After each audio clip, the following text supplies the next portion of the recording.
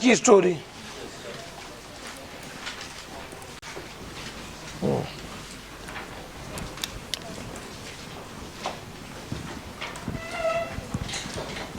Capital gain, capital asset के disposal पर जो गेन होता है उसे कैपिटल गेन कहते हैं।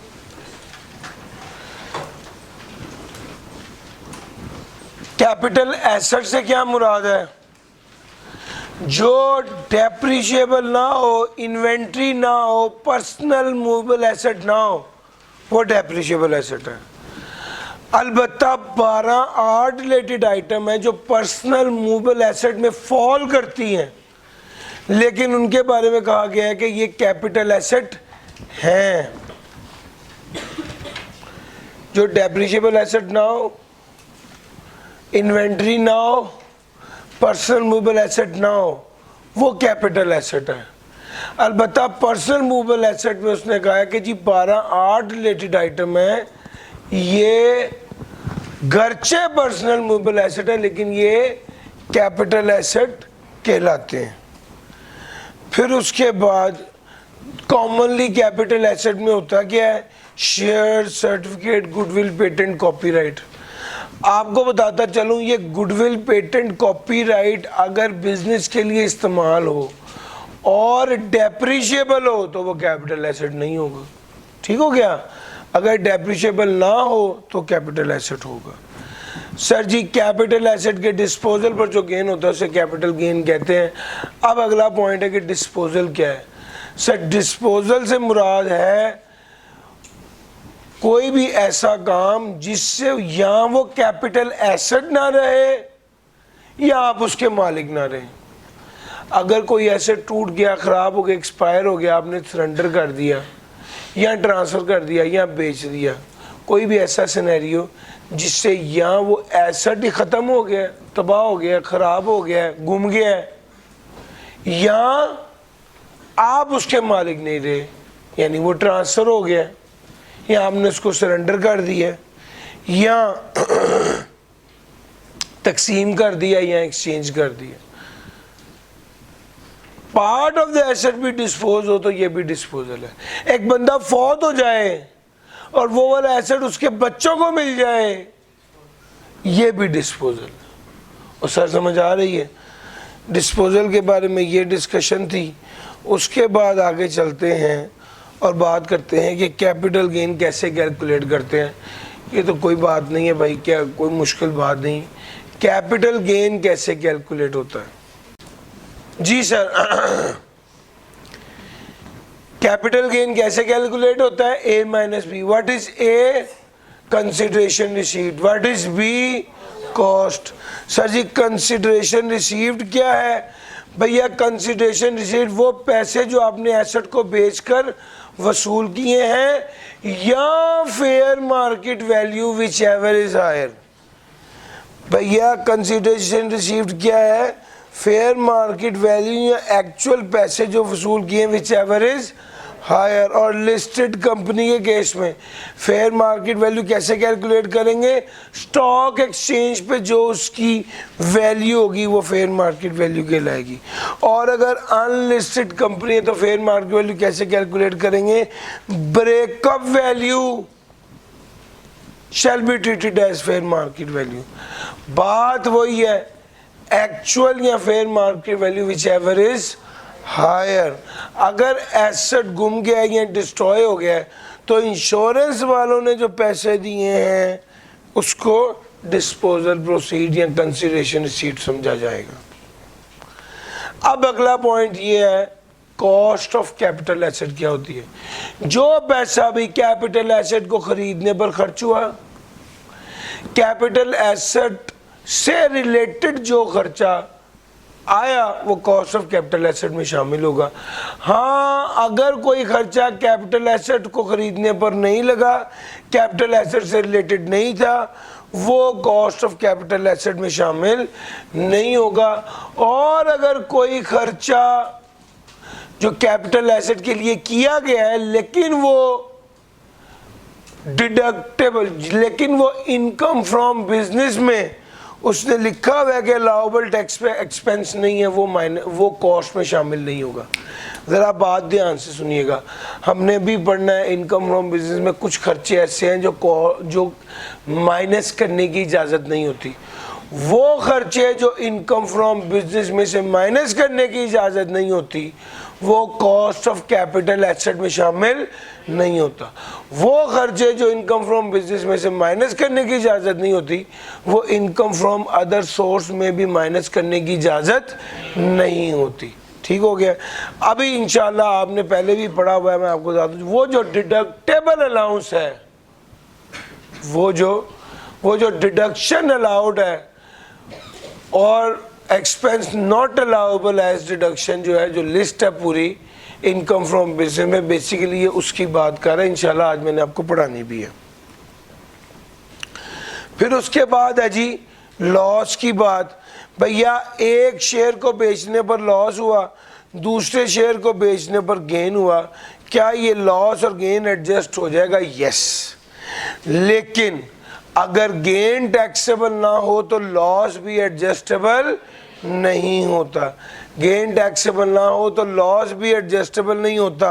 और आखिरी बात ये है जी, एक मिनट है जी, आखिरी बात ये कि ज्वेलरी ये आर्ट रिलेटेड आइटम है, इसका गेन टैक्सेबल नहीं होता, इसका गेन टैक्सेबल होता है लेकिन लॉस एडजस्टेबल नहीं होता।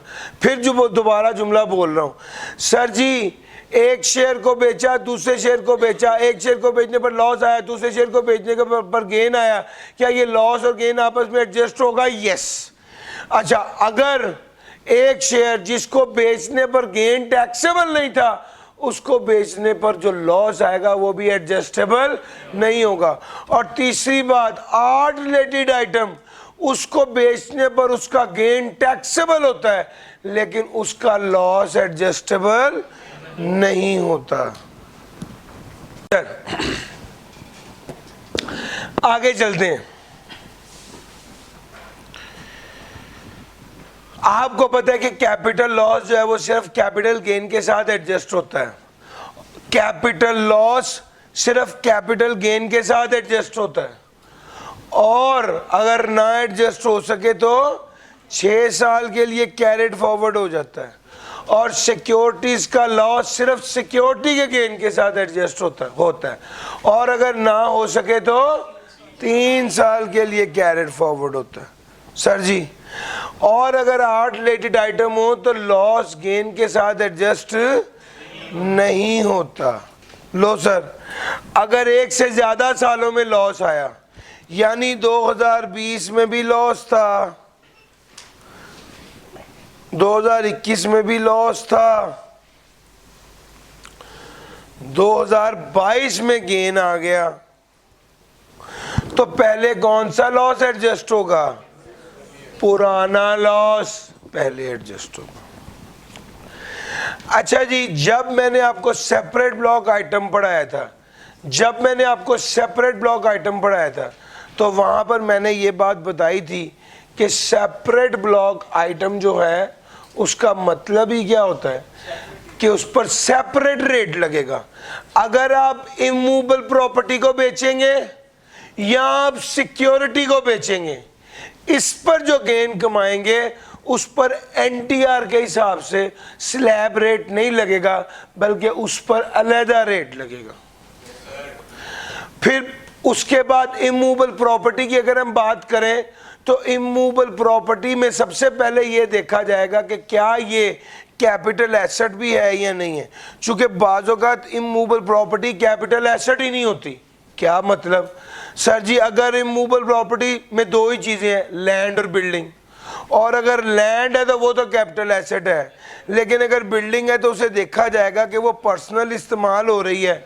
जो पर्सनल इस्तेमाल हो रही होगी वो डेप्रिशिएबल नहीं होगी और कैपिटल एसेट होगी। और अगर बिजनेस के लिए इस्तेमाल हो रही है तो देखा जाएगा बिजनेस इसको यूज़ कर रहा है या यूज़ नहीं कर रहा। क्योंकि अगर बिजनेस इसको यूज़ करेगा तो वो डेप्रिशिएबल एसेट होगा और वो कैपिटल एसेट नहीं होगा।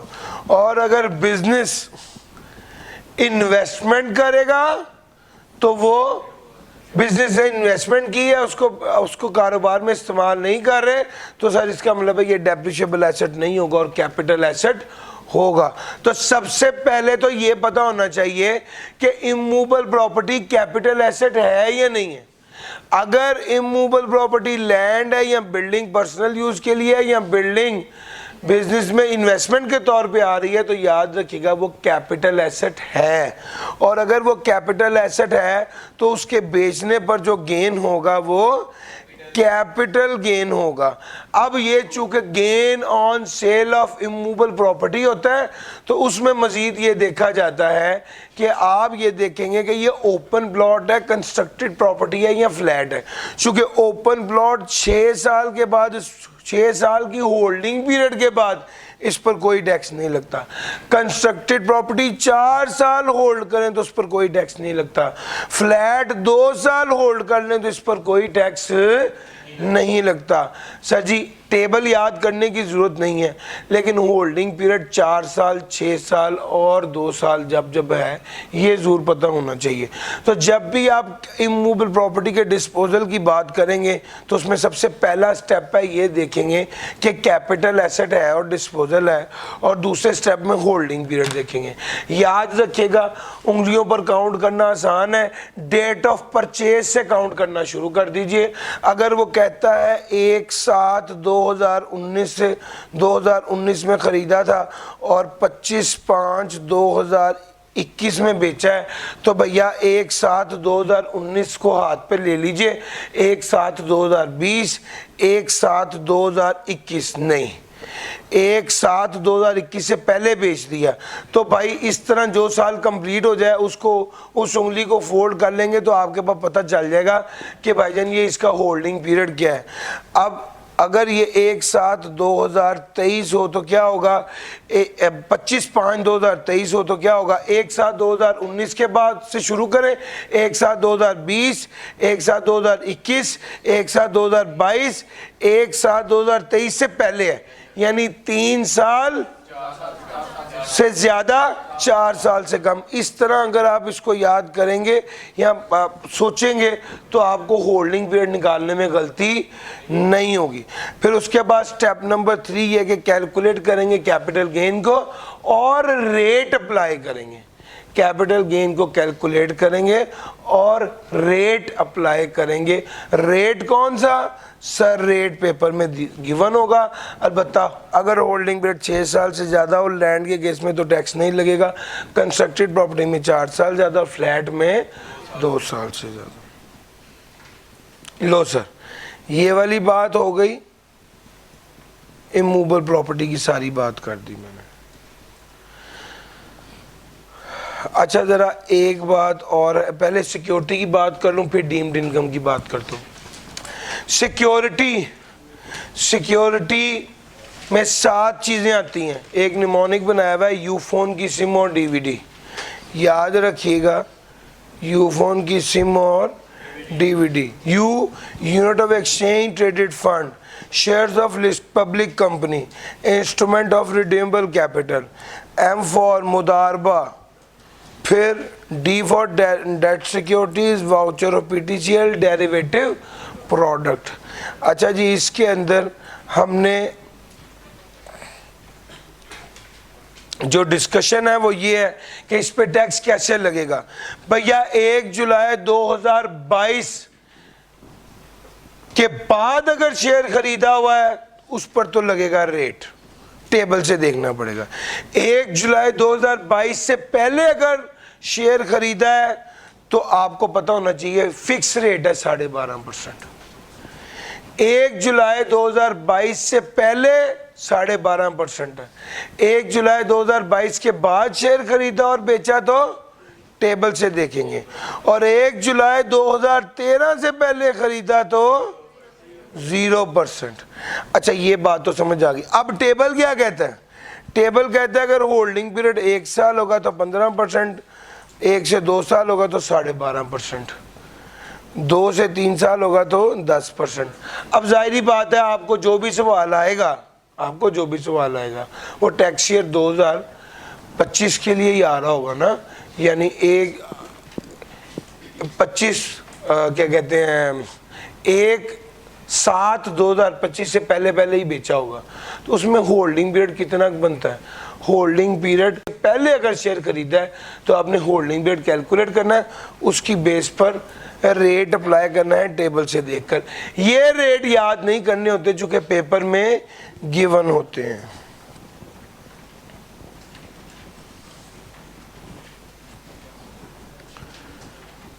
अच्छा जी, उसके बाद आगे हम 2-3 छोटी छोटी अहम बातें हैं वो भी बता दूं।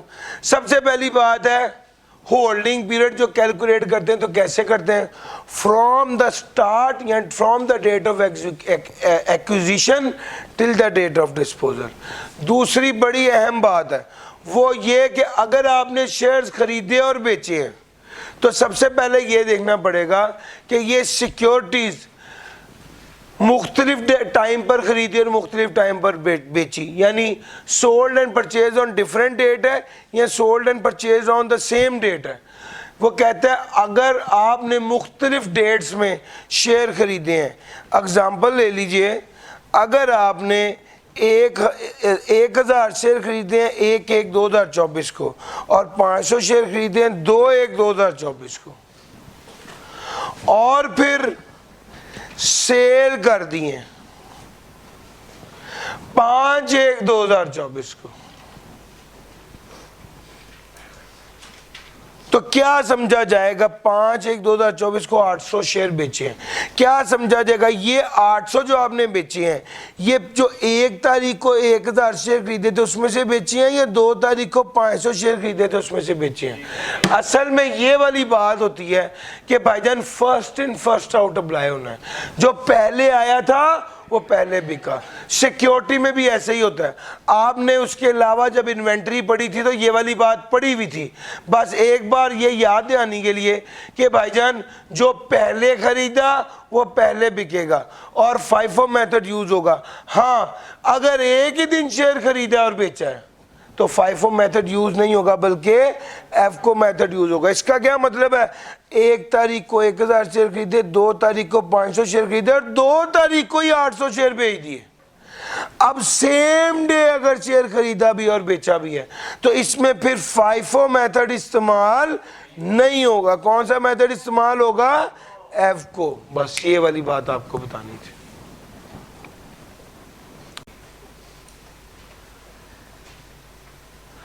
ये वाली बात भी हो गई। सिक्योरिटी का लॉस सिक्योरिटी के गेन के साथ एडजस्ट होगा और अगर एडजस्ट ना हो सका तो 3 साल के लिए कैरेट फॉरवर्ड। अच्छा जी, अब मैं आगे जो टॉपिक आपके साथ डिस्कस करने जा रहा हूँ वो बड़ा इंपॉर्टेंट है, आ भी चुका है और इस बार फिर भी आने के चांसेस हैं। Taxation on deemed income. Taxation on deemed income. अच्छा देखिएगा, कोई रेजिडेंट पर्सन जिसके पास कैपिटल एसेट है, समझा जाएगा कैपिटल एसेट है और इमूवेबल प्रॉपर्टी है, तो समझा जाएगा ये एसेट इनकम जनरेट कर रहा है। कितना? फेयर मार्केट वैल्यू के 5% के बराबर। कोई भी रेजिडेंट पर्सन जिसके पास इमूवेबल प्रॉपर्टी है, समझा जाए, या डीम्ड का मतलब क्या होता है? समझा, सचमुच में नहीं, समझा जाएगा कि उससे इनकम जनरेट हो रही है जो कितनी है? फेयर मार्केट वैल्यू के 5% के बराबर है और वो जो इनकम जनरेट होगी उसका 20% टैक्स लगेगा, उसका 20% टैक्स लगेगा। यानी अगर 2 करोड़ रुपए की प्रॉपर्टी थी मेरे पास जिसकी fair market value year and पर 2 करोड़ थी, समझा जाएगा कि इसका 5%, समझा जाएगा कि इसका 5% इनकम है और उसका 20% कितना बना? इसका 5% मैंने इनकम कमाई है और उसका 20% टैक्स लगेगा। यहां पर ये वाली बात बड़ी इंपॉर्टेंट है कि 2 मिलियन का 1%। इसीलिए वो कहता है इफेक्टिव रेट 1% है। वो कहता है मुझे से लंबी चौड़ी बातें ना करो, मुझे बताओ टैक्स कितना देना है। वो कहता है यार 2 करोड़ की प्रॉपर्टी है तो 2 लाख रुपए टैक्स देना। ठीक हो गया सर, ये कैपिटल गेन है। और मैंने आपको सेपरेट ब्लॉक आइटम में बताया था कि भाई ये इनकम जो हो रही है इस पर एनटीआर के मुताबिक रेट नहीं लगना बल्कि सेपरेट रेट लगना। और वो कितना है, वो 20% है। इनकम का 20% कह लो और फेयर मार्केट वैल्यू का 1% कह लो। हाँ, कुछ लोगों पर ये वाला रूल अप्लाई नहीं होना। किस पर नहीं होना? जिसकी एक ही मूवेबल प्रॉपर्टी है उस पर ये वाला रूल अप्लाई नहीं होना। जो बिजनेस के लिए प्रॉपर्टी इस्तेमाल कर रहा है उस पर ये वाला रूल अप्लाई नहीं होना। जिसकी एग्रीकल्चरल प्रॉपर्टी है उस पर ये वाला रूल अप्लाई नहीं होना। लेकिन अगर उसका फार्म हाउस है और वो बड़ा फार्म हाउस है जिसका मिनिमम एरिया 2000 स्क्वायर यार्ड है और 500 स्क्वायर फीट का ड्वेलिंग यूनिट है, ड्वेलिंग कहते हैं रहने की जगह, कवर्ड एरिया कह लीजिए, dwelling unit 500 square feet 5000 square feet का है, 2000 स्क्वायर यार्ड का फार्म हाउस है और 5000 स्क्वायर फीट का ड्वेलिंग एरिया है, तो भाई उस पर टैक्स लगेगा, इस पर टैक्स लगेगा। फिर उसके बाद आ गया, अगर किसी शहीद को, किसी जख्मी को जो हाजिर सर्विस, शहीद जो फौज में मर गया और जो फेडरल प्रोविंशियल गवर्नमेंट का मुलाजिम था और हाजिर सर्विस मर गया, काम करते हुए मर गया, फिर जो जंग में जख्मी हो गया, फिर जो रिटायर्ड था, कौन सा, फेडरल प्रोविंशियल गवर्नमेंट का मुलाजिम या आर्मी का मुलाजिम, इन लोगों पर ये वाला टैक्स, ये वाला रूल अप्लाई नहीं होगा। लेकिन वो कहता है जो रिटायर्ड वाला बंदा है ये ओरिजिनल अलॉटी होना चाहिए। ओरिजिनल अलॉटी का क्या मतलब होता है? ओरिजिनल अलॉटी का मतलब होता है कि सोसाइटी ने डायरेक्ट इसको प्लॉट दिया हुआ है, उसने से, मैंने गाड़ी खरीदी है होंडा से, मैं समझ लें ओरिजिनल अलॉटी हूँ, डायरेक्टली मैंने कंपनी से गाड़ी खरीदी है। अब मुझसे जो खरीदेगा वो ओरिजिनल अलॉटी नहीं होगा भाईजान। जो ओरिजिनल अलॉटी होता है उसको, उस पर ये वाला टैक्स नहीं लगेगा। हाँ, आर्मी का बंदा हो, हाजिर सर्विस या रिटायर्ड, आर्मी या फेडरल प्रोविंशियल गवर्नमेंट का एम्प्लॉई हो तो उस पर ये वाला रूल अप्लाई होगा। लो सर भाईजान, अगर आपकी उसके अलावा इनकम है, यानी मिसाल के तौर पे आपके पास प्रॉपर्टी, आपने वो किराए पर दी हुई, उसको प्रॉपर्टी इनकम आ रही है और उस पर टैक्स भी लग रहा है, तो उस पर भी ये वाला रूल अप्लाई नहीं होगा। आपने अभी नया साल है, पहला ही साल है, आप जब प्रॉपर्टी खरीदते हैं तो विद होल्डिंग टैक्स देते हैं। अगर आपने प्रॉपर्टी खरीदी और विद होल्डिंग टैक्स पे किया है तो आप पर ये वाला रूल अप्लाई नहीं होगा। सर जी, अगर आपके पास जितनी प्रॉपर्टी है उसकी फेयर मार्केट वैल्यू 25 मिलियन यानी 2.5 करोड़ से ज्यादा नहीं है तो उस पर ये वाला रूल अप्लाई नहीं होगा। अच्छा, जरूरी नहीं है कि एक प्रॉपर्टी की वैल्यू 2.5 करोड़ से ज्यादा हो। 3 प्रॉपर्टियां 5-5 मरले के प्लॉट हैं, एक प्लॉट जो है वो 1.5 करोड़ पे का है, जाहिरन एक प्लॉट की वैल्यू तो 2.5 करोड़ से कम होगी, लेकिन 3 प्लॉट्स को इकट्ठा करेंगे तो वो 4.5 करोड़ बन जाएगी, तो उस पर ये टैक्स लगेगा। उसने कहा है एग्रीगेट। एग्रीगेट का मतलब समझते हैं? ऊपर वाली जो चीजें हैं, ऊपर जितनी एक्सेप्शंस पढ़ाई हैं उनके अलावा जो प्रॉपर्टी है, अगर उनका एग्रीगेट 25 मिलियन से ज़्यादा है तो उस पर ये वाला टैक्स लगेगा। अगर 25 मिलियन से ज़्यादा नहीं है तो उस पर ये वाला टैक्स नहीं लगेगा। प्रोविंशियल गवर्नमेंट और लोकल गवर्नमेंट के पास जो प्रॉपर्टी है उस पर तो ये वाला रूल अप्लाई नहीं होगा। और अगर कोई बंदा काम ही ये करता है कि प्लॉट खरीदता है और घर बना के बेचता है, उसका बिजनेस ही ये है, वो या वो लैंड डेवलपर है या वो डेवलपर फॉर द लैंड और कंस्ट्रक्शन है या वो बिल्डर है, तो उस पर भी ये वाला टैक्स, ये वाला रूल अप्लाई नहीं होगा। अलबत्ता उसने पहले बताया टैक्स क्या है, फिर उसके बाद उसने बताया किस पर ये वाला टैक्स नहीं लगेगा, और तीसरी बात ये है उसने ये भी बताया कि किस पर ये वाला टैक्स नहीं लगेगा, बता दिया। अब बावजूद इसके के कह चुका है नहीं लगेगा, फिर भी गुस्से में आ गया।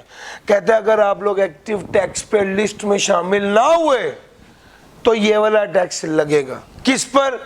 जिसकी एक इमूवेबल प्रॉपर्टी है उस पर भी लगेगा। किस पर? जिसकी उसके अलावा कोई इनकम है जो चार्जेबल टू टैक्स है उस पर भी लगेगा। किस पर? जिसने पहले साल एसेट एक्वायर किया विद होल्डिंग टैक्स दिया लेकिन वो एक्टिव टैक्स पे लिस्ट में शामिल नहीं है, उस पर ये 1% वाला टैक्स लगेगा। किस पर?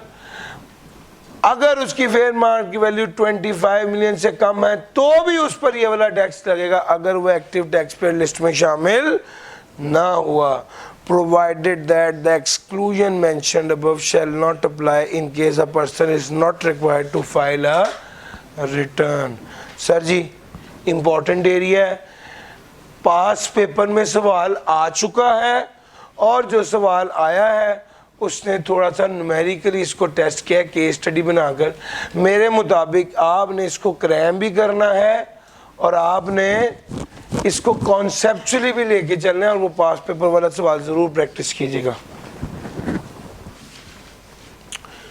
अच्छा जी, ये सारी बातें हम कर चुके। अच्छा जी, अब अगली जो बात हमने करनी है वो है कैपिटल लॉस एडजस्टमेंट डिसअलाउड। ये हमारी आखिरी बात है इसके वाले से। यस,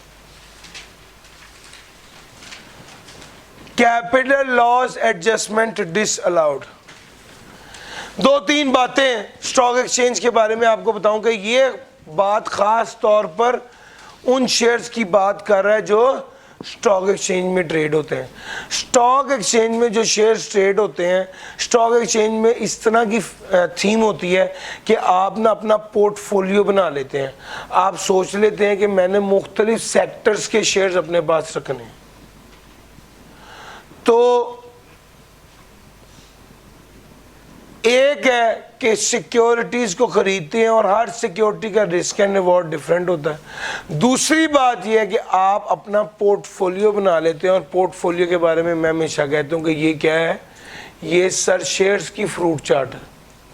जिस तरह एक फ्रूट चार्ट में मुख्तलिफ तरह के फल होते हैं, इसी तरह ही शेयर्स की बकेट के अंदर मुख्तलिफ सेक्टर्स के शेयर्स होते हैं। तो बात यह है कि भाई आप अपना पोर्टफोलियो बनाते हैं और उसके मुताबिक ट्रेडिंग करते हैं। कुछ ऐसे प्रैक्टिसेस हुई हैं जिनको टैक्स वालों ने ख़ास तौर पे कहा है इस केस में लॉस को एडजस्ट करने की इजाज़त नहीं है। कौन सी प्रैक्टिस है ज़रा देखिएगा। सर जी एक पोर्टफोलियो बनाया था जिसमें हमारे पास सीमेंट के शेयर्स थे, बैंक के शेयर्स थे और ऑटोमोबाइल इंडस्ट्री के शेयर थे। आपने सीमेंट का शेयर 100 रुपये का ख़रीदा था और 150 रुपये का बेच दिया था। पीछे 50 रुपये का क्या आया था, गेन आया था। दूसरे नंबर पे 150 रुपये का ख़रीदा था और 120 का बेच दिया था, पीछे 30 रुपये का लॉस आया था। अब हुआ असल में ये है, आपने सीमेंट का शेयर बेचने पर 50 का गेन कमाया। आपने गौर किया कि मेरे बैंक का शेयर तो लॉस में जा रहा है, मैं क्या करता हूँ जानबूझ के इसे बेच देता हूँ ताकि इस पर लॉस आ जाए और ये वाला लॉस इस गेन के साथ एडजस्ट कर लूँगा ताकि मुझे सिर्फ 20 रुपये पे टैक्स देना पड़े, ताकि मुझे सिर्फ 20 रुपये पे टैक्स देना पड़े। और आपने हरकत क्या की, इसको बेच दिया, 20 रुपये पर टैक्स दिया और 1 माह के अंदर दोबारा शेयर खरीद लिया। तो टैक्स वालों को समझ आ गई कि आप हमें बेवकूफ़ बना रहे हो। आपने शेयर बेचा ही इसलिए है ताकि आपने यहां पर शेयर बेचा ही इसलिए था ताकि दोबारा 1 माह के अंदर खरीद लो। सर जी टैक्स वाले कहते हैं ऐसा नहीं होना चाहिए। अगर कोई बंदा ऐसे करेगा तो उसे कहा जाएगा इसने वॉश सेल की है, और वॉश सेल के केस में लॉस गेन के साथ एडजस्ट करने की इजाजत नहीं होती।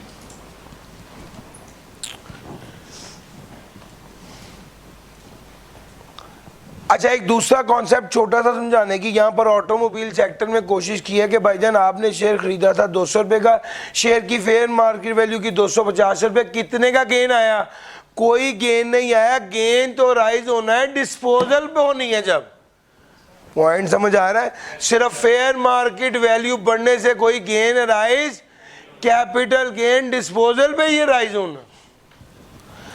अच्छा जनाब, अगर ये सारी बात आपको समझ आ गई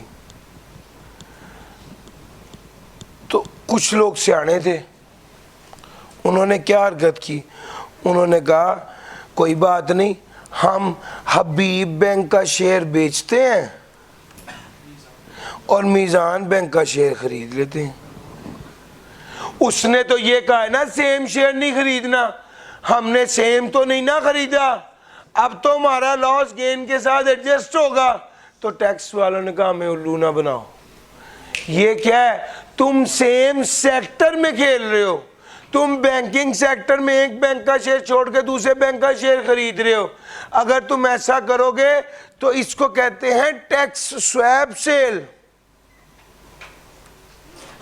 और टैक्स स्वैप सेल जो है उसमें लॉस गेन के साथ एडजस्ट करने की इजाजत नहीं है। ये क्या आ गया सर, ये टैक्स स्वैप सेल की बात कर रहा हूं मैं। ये देखिए अनदर बैंक की सिक्योरिटी खरीद ली। क्रॉस ट्रेड, क्रॉस ट्रेड क्या होता है, आपने सिक्योरिटी खरीदी और उसके बाद आपने दो अकाउंट्स अपने खुलवाए, एक KASB से, मिसाल के जिस तरह बैंक में अकाउंट खुलता है ना, इसी तरह जो है ना वो ब्रोकरेज हाउसेज होते हैं उसमें अकाउंट खुलता है। दो मशहूर ब्रोकरेज हाउसेज हैं, एक KASB सिक्योरिटीज़ है और JS सिक्योरिटीज़ है। आपने क्या किया, आपने KASB सिक्योरिटी से अपने शेयर्स को निकाला और JS सिक्योरिटी में डाल दिया और कहा कि ओहो बड़ा लॉस हो गया। अपने ही एक से एक अकाउंट से दूसरे अकाउंट में ट्रांसफर करने पर तो डिस्पोजल ही नहीं हुआ। डिस्पोजल कब होना था, जब आपका एसेट ना रहे या आप एसेट के मालिक ना रहो। अब आपने अपने ही एक अकाउंट से दूसरे अकाउंट में सिक्योरिटी को ट्रांसफर कर दिया है, तो आप उसके मालिक भी रहे और शेयर भी रहा, यस और नो, डिस्पोजल ही नहीं हुआ, गेन लॉस तो राइज होना ही नहीं है। तो वो कहते हैं भाईजान इस केस में तो डिस्पोजल ही नहीं हुआ, गेन लॉस अराइज नहीं होगा। वो क्या करते थे, कुछ लोग प्रैक्टिस क्या करते थे, खुद ही अपने ही एक अकाउंट से दूसरे अकाउंट में डालकर कह देते थे डिस्पोजल है, और डिस्पोजल की बेस पर क्या कर देते थे, लॉस एडजस्ट कर देते थे। टैक्स वालों ने कहा ऐसा नहीं होना, ये क्रॉस ट्रेड है।